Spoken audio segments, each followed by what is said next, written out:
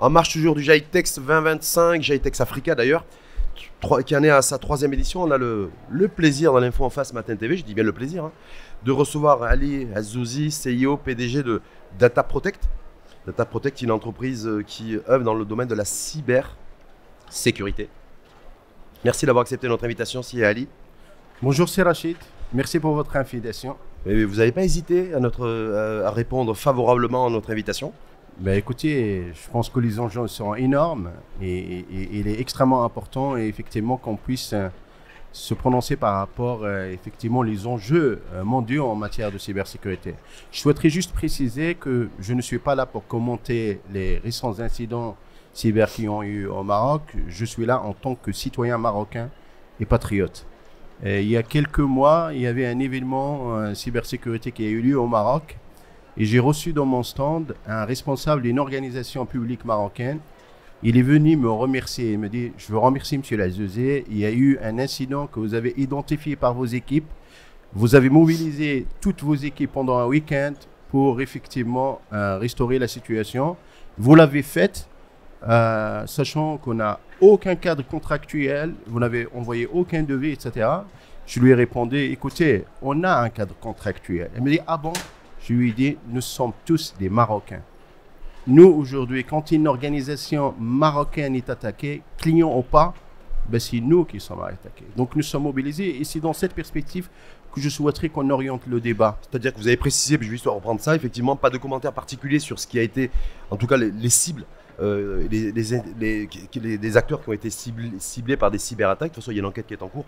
Effectivement, loin de nous l'idée d'ailleurs de faire du commentaire sur du commentaire ou sur des choses, d'informations d'ailleurs qu'on ne dispose pas. Mais par contre, sur l'enjeu de cybercriminalité, c'est un des enjeux aussi, un des sujets phares de cette édition, 3e édition Jitex 2025. Vous qui êtes un acteur, pas d'aujourd'hui, mais d'hier, parce que moi, je vais aussi rappeler, parce que j'essaie de reprendre un petit peu les références biographiques, si je puis dire, de Ali Azouzi. Vous avez écrit un livre sur la cybersécurité, je crois que c'est il y a 15 ans. C'était en 2010. C'était déjà en 2010. Data Protect, ça a été créé en 2009. Data Protect aussi, c'est tout un développement et tout un essor avec un changement de géographie aussi. Vous êtes à la fois sur l'Europe avec une filiale à Paris, je crois de mémoire, sur l'Afrique en Côte d'Ivoire, et vous êtes aussi à Dubaï il n'y a pas récemment. Exact. Le regard que vous portez aussi là-dessus, vous dites, bon déjà, ce qui se passe chez nous doit tous nous interpeller, tous nous mobiliser, déjà d'une part. Et est-ce qu'une personne comme vous qui est planchée sur le sujet, qui est œuvrée, qui travaillait sur le sujet, vous dites quoi? C'était quelque chose qui était prévisible, cette menace, elle est universelle, elle est mondiale? Sincèrement, c'est pas nouveau pour moi. La cybersécurité, c'est le 2e enjeu mondial, après celui du changement climatique. Je pense même que les prochaines années, elles risquent même de détrôner le changement climatique. Donc c'est énorme. Il ne faut pas sous-estimer. Moi, je garde en mémoire une rencontre qui a eu lieu il y a quelques années entre Biden et Poutine. Il lui a dit, il est venu avec une liste d'infrastructures critiques. Il lui a dit, vous pouvez tout faire, sauf attaquer ces secteurs-là du transport, de l'énergie, etc. Donc vraiment, c'est un enjeu mondial. Et aujourd'hui, la problématique, c'est une problématique liée à la régulation du cyberespace. C'est extrêmement important. C'est-à-dire une régulation qui soit extraterritoriale, Exactement. Mais est-ce que c'est possible ça? Parce que je sais qu'il y a eu beaucoup de prises de donné, parole et d'écrits là-dessus, mais je pense qu'il va y avoir une convergence là-dessus parce que ça arrange personne cette situation à l'international. Et aujourd'hui, quand on voit un peu, je souhaiterais revenir sur cette notion de cyberespace parce qu'elle est utilisée. Vous savez, l'Internet, quand elle a été développée par l'ARPANET, par le Pentagone, c'était dans un contexte particulier, c'est celui de la guerre froide. Et il a fallu effectivement avoir un système qui permet d'échanger, d'interconnecter, de communiquer, justement dans une perspective d'une attaque nucléaire. Donc l'objectif principal, c'était quoi? C'était la connectivité. La sécurité est venue un peu plus tard. Et c'est ça, en fait, qui a fait en sorte qu'aujourd'hui, on arrive. Moi, quand j'achète un ordinateur, il ne vient pas avec un antivirus. Il ne vient pas avec... Je dois, je dirais, configurer le firewall personnel au niveau. Donc, alors quand j'achète une voiture, ça vient avec une ceinture au volant, ça vient avec des airbags, etc. Tout un équipement. C'est tout le paradigme. Et c'est pourquoi aujourd'hui, on parle de sécurité by design. Quand je conçois une autoroute, je ne me permets pas d'avoir un virage à 90 degrés, parce que je sais que la personne, l'usager qui roule à 120 km, il arrive au virage de 90 degrés, ben vous savez un peu la suite. Donc vraiment, c'est un peu l'approche. Aujourd'hui, on parle de digitalisation, il y a beaucoup de projets de digitalisation, et il est extrêmement important d'avoir ce réflexe-là, effectivement, et d'intégrer dans les process dès le départ la cybersécurité. Plus de digitalisation, plus d'IA, d'ailleurs aussi, oui. Plus de fibres chez nous, de territoires fibrés, plus de déploiement de 5G aussi qui va arriver. Ça a été annoncé, d'ailleurs réannoncé ou réaffirmé en tout cas par la ministre en charge de la transition digitale et numérique. Est-ce que ça veut dire plus de risques aussi en matière de cybersécurité? Parce qu'on se dit, voilà, quelque part on se félicite, on se dit, bah, voilà, on va avoir de la 5G déployée, on va avoir un territoire qui va être de plus en plus fibré. Mais en même temps, ce qu'on occulte parfois, consciemment ou inconsciemment, que ça veut dire aussi peut-être plus de risques aussi d'être exposé à de la cyberattaque. Ben oui, parce que je rappelle que le Maroc, il a été classé comme étant le 3e pays le plus ciblé en Afrique il y a quelques années. Donc vraiment, nous sommes ciblés. Pourquoi nous sommes ciblés? Parce qu'effectivement, nous avons des organisations qui vont dans cette perspective-là, l'ouverture de leur système d'information vers les partenaires, vers les clients, même les employés aujourd'hui qui sont nomades. Qui dit ouverture, dit se composer avec les nouvelles menaces. C'est extrêmement important. Et donc, il faudra prendre effectivement les choses très au sérieux par rapport à ça, justement pour pouvoir faire en sorte qu'il n'y ait pas des incidents majeurs quand on veut... Est-ce que vous faites partie de ces experts, Ali, vous dites, ces experts aussi à travers le monde, qui disent, voilà, attention avec l'IA, l'intelligence artificielle générative, ça va augmenter sensiblement le risque de cybersécurité dans les prochains mois et dans les prochaines années. Parce que je veux dire, valeur aujourd'hui, nous, le Maroc, on est exposé. Il y a eu ce qui s'est produit, mais se dire, voilà, il y aura de plus en plus d'utilisation aussi d'intelligence artificielle. Ça va s'intensifier, ça c'est clair. Aujourd'hui, vous saviez, quand on regarde un peu la courbe de la sophistication des attaques par rapport aux prérequis techniques, donc on a affaire à de plus en plus d'attaques extrêmement sophistiquées avec des prérequis qui sont très faibles. Aujourd'hui, c'est-à-dire la prévention, c'est-à-dire l'infrastructure qui est censée protéger, elle est plus faible que l'usage technologique des hackers? Absolument pas. Nous avons aujourd'hui un retour d'expérience par rapport aussi à tout ce qui est protection. Sauf qu'il y a un élément extrêmement important. Dans l'underground, il y a le partage. Alors que quand on se fait attaquer, c'est très rare. On va prendre l'initiative pour faire un retour d'expérience, qui s'est passé, partager pour que ça n'arrive pas aux autres. Et on voit ça dans des secteurs je dirais, verticaux où il n'y a pas effectivement cette coopération. L'échange et la coopération, elle est extrêmement importante parce que ça permet d'avoir un retour d'expérience. Nous, vous savez, on fait beaucoup de missions d'investigation. Il nous arrive, on a fait une centaine de missions d'investigation suite à des actes frauduleux, d'actes cybercriminels, d'intrusion, etc. Il nous arrive souvent, quand on identifie le mode opératoire, de constater qu'il s'agit d'un mode opératoire qui date de 4, 5, 6, voire même 10 ans. Chez un confrère. Et d'autres, ils sont toujours vulnérables. C'est-à-dire que par exemple, ce qui se produit chez nous, c'est certainement produit dans un autre pays il y a quelques années. Malheureusement. Alors qu'au niveau de l'underground, on partage. On partage les exploits, on partage les vulnérabilités zéro day, on partage tout ce qu'il faut. Et c'est un peu le paradoxe un peu de tout ça. Si vous permettez, moi je souhaiterais revenir aussi à cette notion de de souveraineté numérique. C'est extrêmement important parce qu'il ne se fait pas d'avoir un cloud souverain, d'avoir quelques data centers, d'avoir des lois pour s'autoproclamer souverain. Pour être souverain, il faut répondre à toute la chaîne du numérique.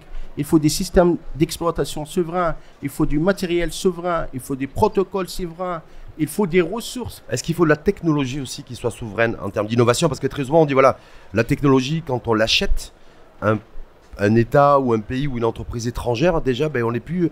Déjà, la souveraineté, elle est gratinée, parce qu'on n'est plus souverain. Aujourd'hui, je pense que la souveraineté numérique est un faux débat.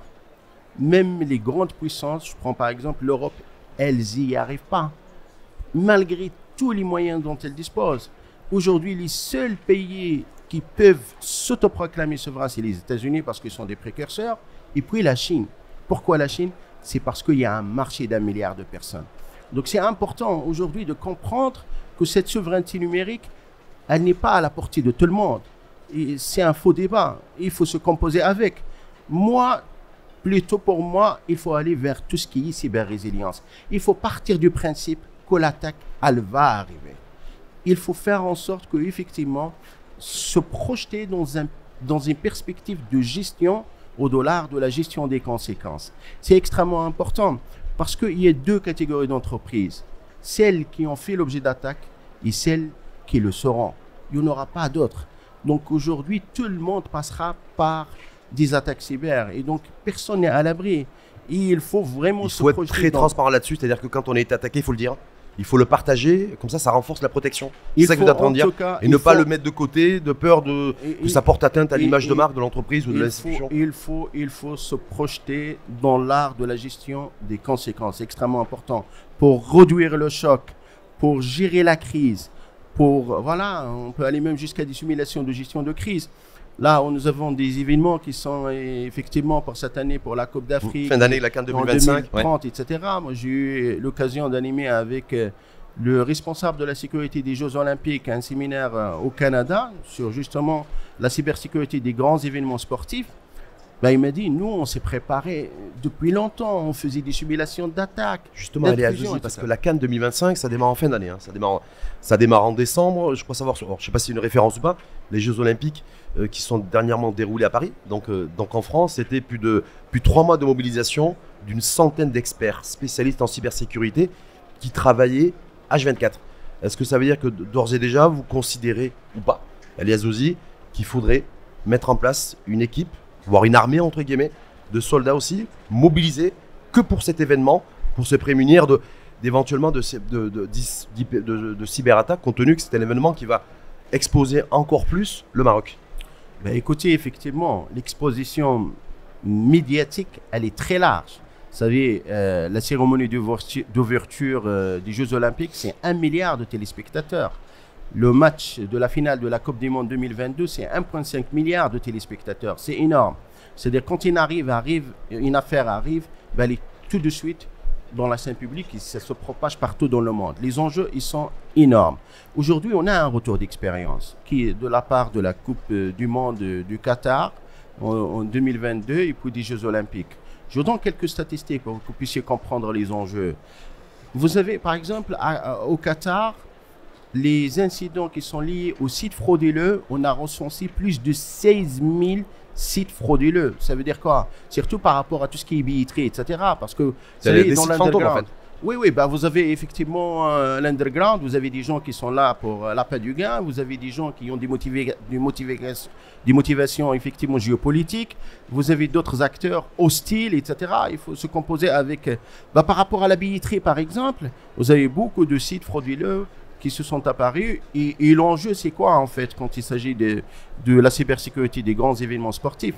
L'enjeu, c'est la réactivité presque en temps réel. Si je prends l'exemple de ces 16 000 sites frauduleux, il faut les rendre down immédiatement. En moyenne, nous, ça c'est-à-dire les neutraliser, les anesthésier, voilà. Le faire... Ouais. C'est en moyenne, ça prend 24 jusqu'à 48 heures pour le faire.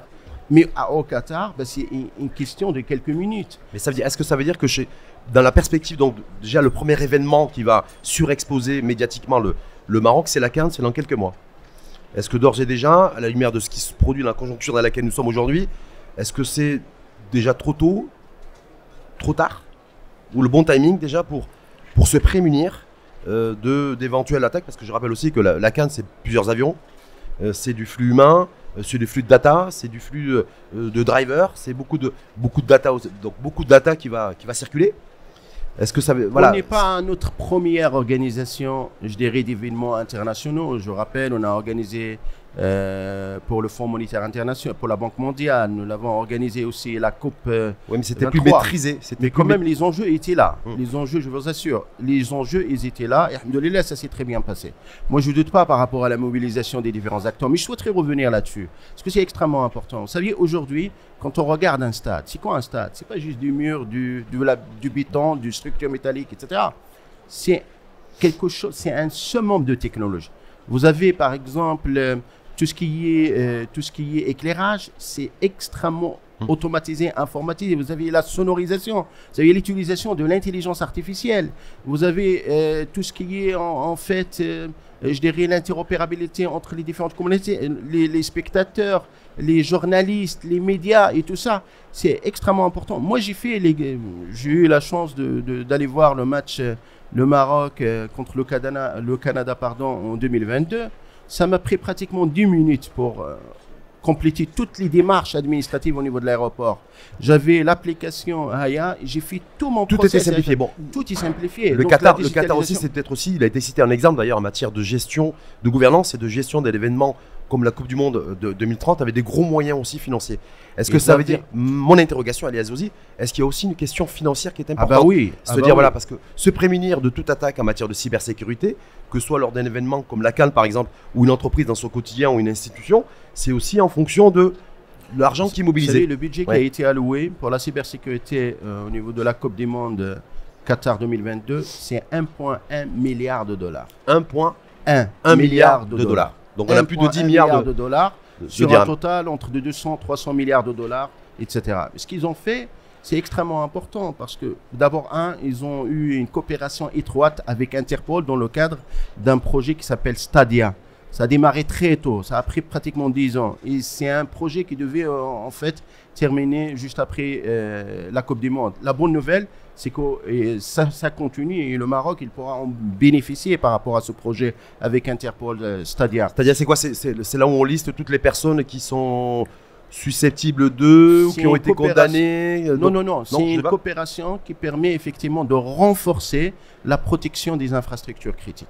C'est extrêmement important. Les infrastructures physiques. Les infrastructures critiques, physiques, logiques et tout ce que vous voulez. Donc c'est un acteur extrêmement important dans l'écosystème. Mais parlons de l'écosystème. Quand il s'agit d'un événement de grande ampleur sportif à l'international. Vous savez, c'est extrêmement compliqué parce que dans la chaîne de valeur, vous avez plusieurs acteurs. Vous avez les spectateurs, les téléspectateurs, vous avez les organisateurs, vous avez les autorités, vous avez les joueurs la aussi. Police, vous avez les joueurs, effectivement.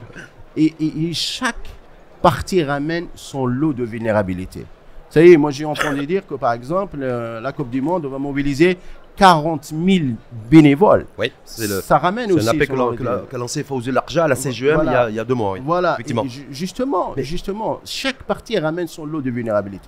D'où la nécessité de prendre en considération, dans une perspective effectivement de renforcement de cybersécurité. Vous savez, aujourd'hui, il y a un terme qu'on utilise dans le domaine de la cybersécurité qui est extrêmement fort. C'est zéro trust. Ne pas faire confiance. Il faut toujours contrôler. Alors, vous savez, nous avons mené plusieurs missions d'investigation. Nous avons mené des missions d'investigation où la conclusion était l'auteur des faits était un stagiaire. L'auteur des faits était un employé en interne. L'auteur des faits était un partenaire. C'est-à-dire l'auteur des faits est un prestataire. Est-ce que quelque part est-ce que vous êtes en train de dire que la principale faille en fait lorsqu'il y a une cyberattaque, elle est avant tout humaine?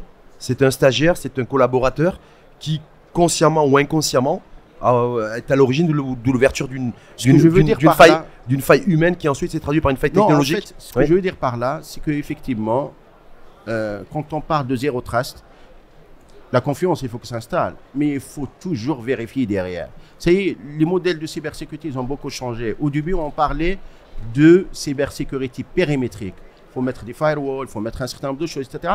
Parce qu'on partait dans la perspective que l'attaque va venir de l'externe. Après, on a changé ça vers un modèle type aéroport. C'est-à-dire que chaque communauté va avoir ses propres accès, etc. Et on va ségréguer, on va cloisonner, on va faire un certain nombre de choses. Aujourd'hui, ces modèles ont montré leurs limites. Le système d'information d'une organisation aujourd'hui moderne, vous ne pouvez même pas, je dirais, le délimiter parce qu'il y a tout dedans. Les partenaires, les clients, les prestataires et même les employés. Et c'est extrêmement difficile de se composer avec ça. Et une approche zéro trust permet effectivement de tenir compte de ces enjeux-là. Est-ce qu'il y a de la contre-technologie? Parce que je rappelle que vous êtes spécialiste et expert en cybersécurité, et que ça ne date pas d'aujourd'hui, je le rappelais aussi. Il a même écrit un livre d'ailleurs en 2010, mais qui fait qu'aujourd'hui, il y a de la technologie qui permet de disrupter et de procéder à des attaques et des cyberattaques, mais il y a aussi de la contre-technologie qui permet de contrer ces attaques-là. Parce que très souvent on dit voilà, c'est de la technologie contre de la technologie. Est-ce que, en fait, le game, il est véritablement là. C'est-à-dire, la technologie progresse d'un côté pour se protéger, la contre-technologie pour hacker et pour lancer des attaques, elle se développe aussi. Et en fait, aujourd'hui, la cybersécurité, c'est pas juste une question de technologie. il y a de l'organisation derrière, des process, des procédures, de la politique, etc. Et puis, il y a l'humain dont on doit. On dit souvent que l'être humain est le maillon faible de la chaîne de la sécurité. Il faut le former, il faut l'éduquer, il faut le sensibiliser. Vous le confirmez, ça, Ali Azouzi, que c'est l'être humain le maillon faible de toute la chaîne de l'écosystème de cyber. Les organisations de renom, ils sont fait objet d'attaques. Vous savez, je prends un exemple de la Bank of America. Vous savez, c'est quoi le budget annuel de Bank of America en matière de cybersécurité? C'est 1 milliard de dollars. Annuellement. Annuellement, chaque année, 1 milliard de dollars. Et il leur arrive effectivement de subir des attaques. Ce n'est pas une question juste de moyens et de technologie. La faille, quelque part aussi, peut être humaine, pas que. Il y a aussi des failles organisationnelles, etc. On a vu dernièrement des failles aussi au niveau du système bancaire, chez nous ou ailleurs, d'ailleurs aussi. C'est un SMS d'une personne qui a ouvert un SMS qu'on lui a envoyé, un SMS frauduleux, et que du coup, ça a déclenché en fait une usurpation d'identité, puis ça va très vite en fait. Et puis ponction sur le compte de la personne, et puis. Est-ce que valeur aujourd'hui, en fait, on est très exposé, nous, en tant qu'individu aussi, parce qu'on peut recevoir un email qu'on va ouvrir, on peut recevoir un simple SMS qu'on va également ouvrir, et puis du coup, on est en capacité, sans le savoir, de déclencher une cyberattaque. Ce qu'il faut savoir, c'est que le secteur, nous, on travaille pratiquement avec 120 banques à travers le monde. On a un bon retour d'expérience par rapport à ça. Ce qu'il faut savoir, que tout ce que vous trouvez au niveau bancaire, il est monnayable. Vous pouvez avoir des fraudes sur le core banking, sur la monétique, sur le SWIFT, etc. Ça, ce sont des choses courantes. Maintenant, le secteur bancaire, c'est le secteur le plus en avance en matière de protection. D'ailleurs, il faut s'en inspirer par rapport au reste de l'écosystème. Ça, c'est parce que le respect de la réglementation aussi internationale. C'est le respect de la réglementation, mais surtout parce que tout est monnayable. À un moment ou à un autre, je peux traduire mon intrusion, mon attaque, etc. à travers, effectivement, une transaction monétaire. Et même quand il y a une exfiltration de données, parce que il peut y avoir effectivement une exfiltration de données par rapport vraiment... Ça, c'est une cyberattaque d'une mouche. Hein.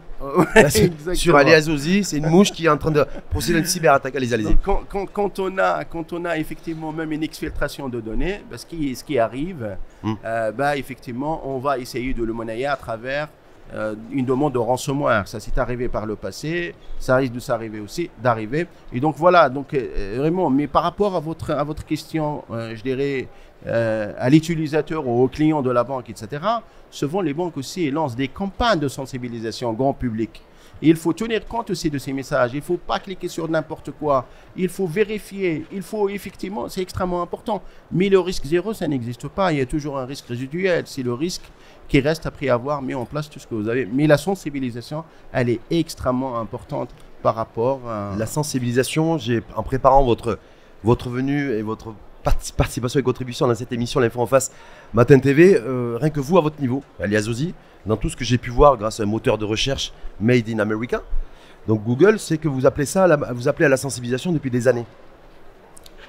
Alors je me dis, moi voilà, entre des acteurs comme vous qui appelez à la sensibilisation sur ces enjeux de cybersécurité et ce qui se passe aujourd'hui, j'ai l'impression qu'il y a un vrai décalage.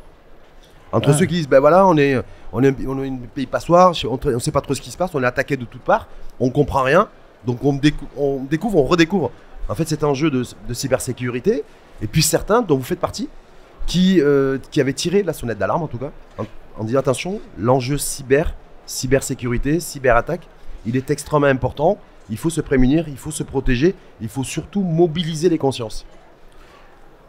Et on n'y est pas arrivé. On est en 2025.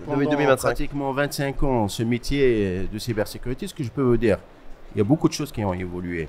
Donc le décalage, il peut être là, il est là, mais aujourd'hui même la sensibilisation pour un certain nombre de secteurs, c'est même obligatoire, c'est d'un point de vue de réglementation et de conformité. Ils lancent tout le temps des campagnes de sensibilisation. Maintenant, ce qu'il peut y avoir aussi, c'est qu'à l'intérieur d'une même organisation, on n'est pas sensibilisé de la même manière et de la même façon. Il peut y avoir un décalage.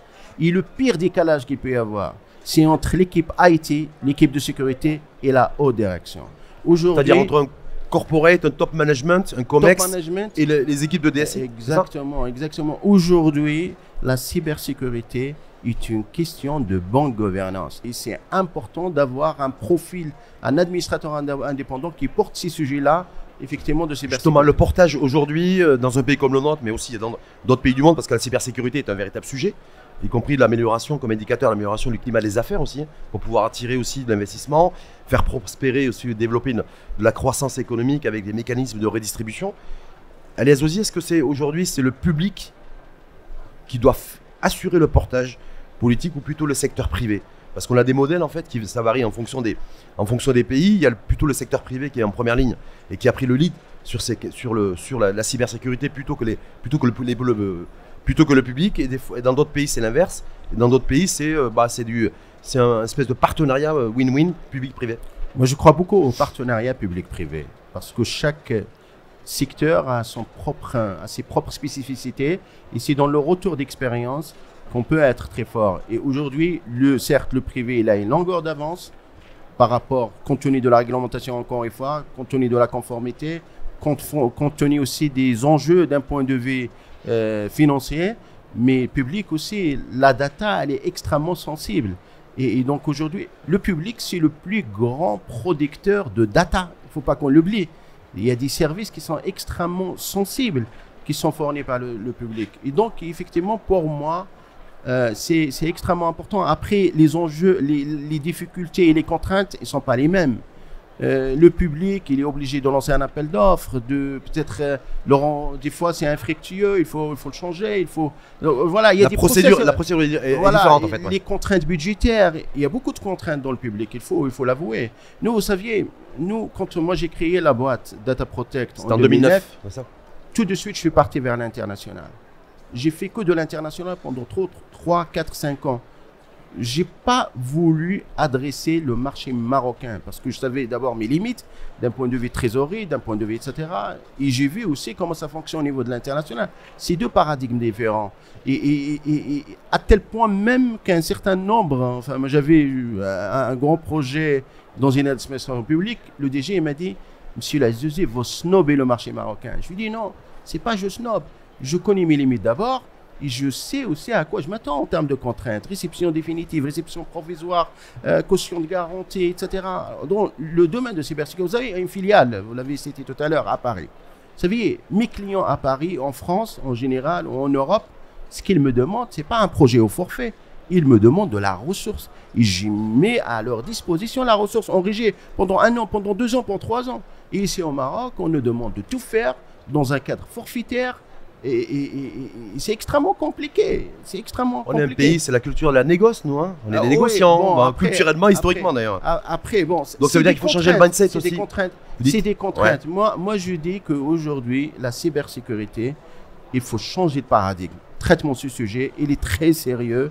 Ça peut avoir un impact extrêmement important à très haut niveau. Et donc, c'est extrêmement important aujourd'hui de traiter ce sujet-là vraiment avec tout ce qu'il faut en termes de due diligence. C'est-à-dire avec beaucoup de sérieux, beaucoup de retenue, beaucoup de réflexion. C'est ça, parce qu'en fait, aujourd'hui, ça part. On est un peu.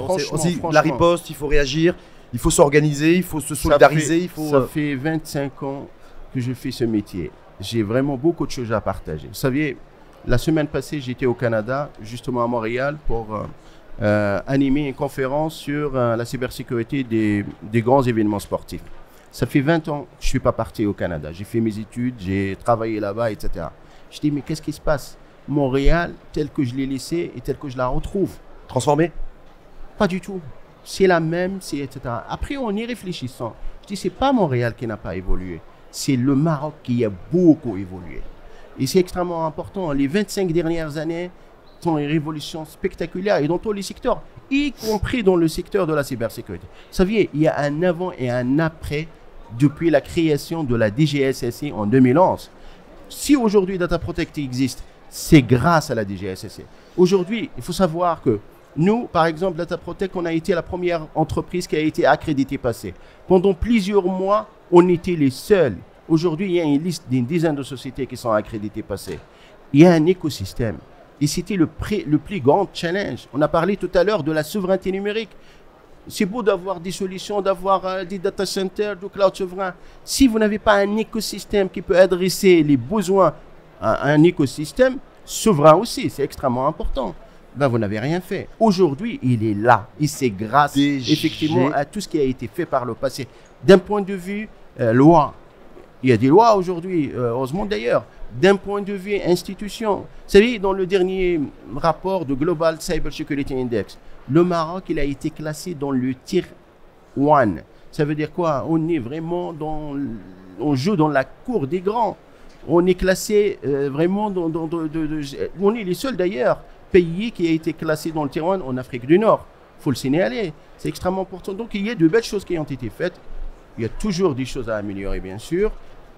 Ouais, non, mais c'est ça. C'est parce qu'en fait, mon interrogation, c'est de me dire, en 2024, on était dans le top 23 des pays les plus exposés aux cyberattaques. Oui. À la cybersécurité. Voilà, parce que je me dis, en fait, ce qu'on certains découvrent aujourd'hui, ou redécouvrent en fait, mais quand on regarde les principaux indicateurs des classements internationaux, établis par des compagnies d'assurance, en l'occurrence c'est Allianz, sur lequel je me fais ce classement sur lequel je m'appuie, 23e pays au monde, Maroc, le plus exposé aux attaques cybernétiques. Donc ça veut dire, est-ce que là aujourd'hui c'est aussi donner beaucoup plus de crédit et accorder beaucoup plus de sérieux, peut-être arrêtons de minorer les enjeux de cybercriminalité, de cybersécurité, et les prendre au sérieux comme on prend au sérieux tout sujet, toute menace. Oui, comme je disais tout à l'heure, nous sommes très ciblés, pour plusieurs raisons d'ailleurs. On a une économie moderne, on a des secteurs qui sont complètement digitalisés, on s'ouvre sur l'extérieur, sur l'international, etc. On est exposé. Vous savez, on a regardé, nous avons un SOC au niveau Data Protect. Nous supervisons plus d'1 million d'événements par seconde. Nous supervisons plus d'une soixantaine de banques au Maroc et à l'international. Ça veut dire supervision SOC, c'est du surveillance à distance chez le client. On le supervise. 7 jours sur 7, 24 heures sur 24. Vous saviez, la prestation du Maroc lors de la Coupe du Monde 2022, nous on l'a vécu en termes d'événements cybersécurité. On a vu d'un seul coup une hausse d'attaque d'une façon spectaculaire. Et la seule corrélation que nous avons trouvée... C'était quoi la cible à cette époque-là? Tout le Maroc. D'accord. Tout le Maroc. Pourquoi? Parce qu'on était exposé sur l'international. Le Maroc est un pays visible, et heureusement. D'ailleurs, c'est un pays, effectivement, aujourd'hui qui est exposé. Certes, il va falloir vraiment se composer avec ça en mettant en place tout ce qu'il faut. Est-ce que ça veut dire, pour conclure, que c'est la rançon de la gloire? Pardon? Quand on est attaqué aussi, je le dis avec le sourire, même si c'est un sujet extrêmement sérieux, mais plus on monte en charge, plus on monte en puissance, plus on s'ouvre aussi à l'international. Et le revers de la médaille, c'est ces cyberattaques très sournoises qui sont de mieux en mieux sophistiquées en termes d'utilisation, d'attaque, et que c'est surtout ça qu'il faut veiller. C'est-à-dire plus on grandit, plus les attaques grandissent aussi. Oui. Plus on s'ouvre sur l'économie, sur l'international, etc., on est plus exposé. Après, il y a aussi des enjeux géopolitiques. Il ne faut pas... Donc voilà. Et aujourd'hui, ce qu'il faut retenir par rapport à ça, c'est que il y a beaucoup de choses qui ont été faites. Nous serons toujours visés, ciblés, etc. Mais aujourd'hui, le débat, comme je disais au début, le débat doit porter pas juste sur la souveraineté numérique, mais c'est surtout sur la cyber-résilience. C'est l'art de la gestion des conséquences, que ce soit en termes... Et nouer des partenariats aussi extraterritoriaux, parce que vous l'avez évoqué également. Voilà, aujourd'hui, en fait, notre frontière, en fait, elle est imperméable aussi. Hein. Les hackers, je veux dire, il n'y a pas de frontière terrestre, il n'y a pas de frontière aérienne. Donc il faut...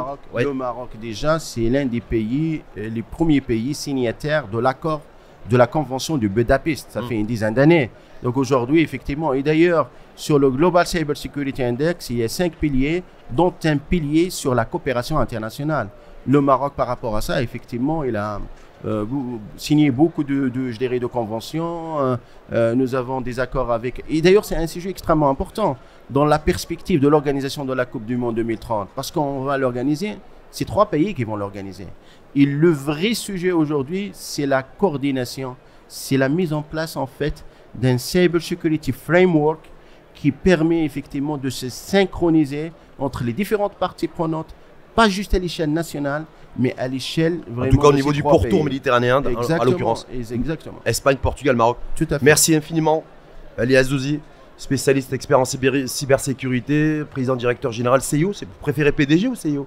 DG, tout simplement. DG, c'est l'humilité, c'est le DG de Data Protect, donc, qui a été fondé en 2009. Exact.